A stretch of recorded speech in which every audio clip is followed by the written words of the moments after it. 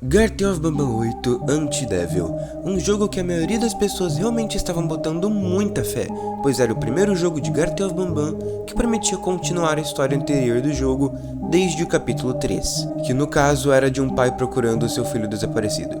História essa que fora completamente esquecida a partir do Garten of Banban 4, com toda aquela história do cetro mágico, dos travessos, que, vamos concordar, não tinha e não tem nada a ver com a história que conhecíamos. Mas e aí? Ele cumpriu o seu papel? Ele de fato consertou a franquia? Isso é o que veremos. Bem-vindos a Playhouse.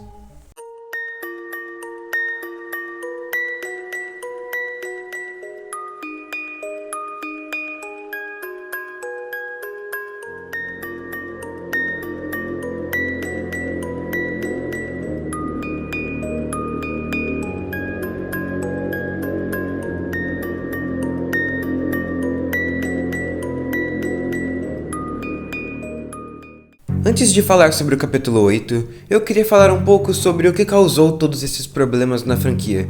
Em resumo, Garten of Banban começou com uma simples demo em forma de capítulo 1, típico, que contava mais ou menos o que os desenvolvedores queriam para a história do jogo. E se a ideia desse certo, eles iriam continuar com ela. E de fato, a ideia funcionou. O jogo ficou muito popular na época de lançamento do capítulo 1, mas não pelo motivo de ser o próximo Pop Playtime ou o próximo FNAF, mas sim pelo fato do jogo ser tosco. Essa que é a verdade. Gráficos meio esquisitos, gameplay controversa, história muito mal contada e o melhor de todos, o Opilabordo. Mas né? Acho que aquele lá era... Ai, que medo, meu Deus. Ai, que medo.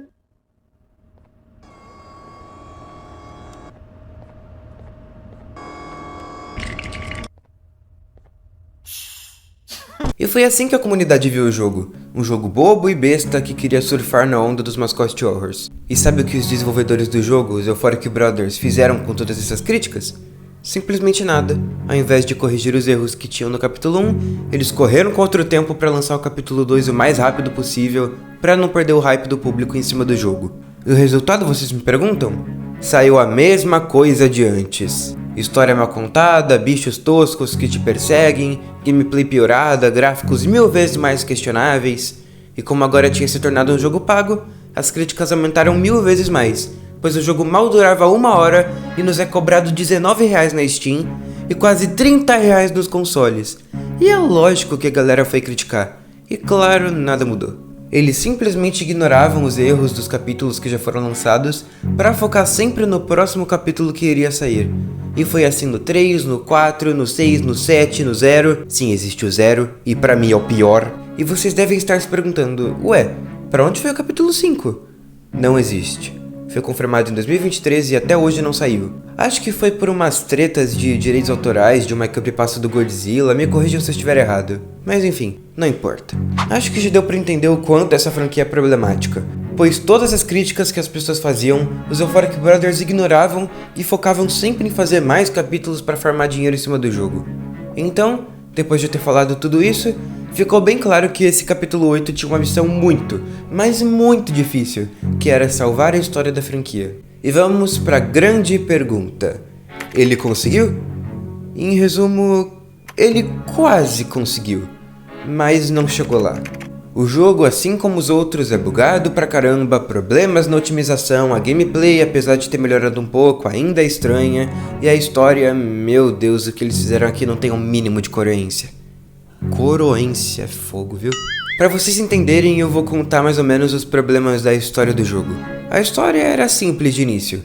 Um pai procurando seu filho que desapareceu em uma creche mal assombrada onde faziam experimentos científicos com os funcionários, pegando o DNA deles e injetando em monstros de massinha, fazendo eles terem consciência e acharem que eles são os humanos originais.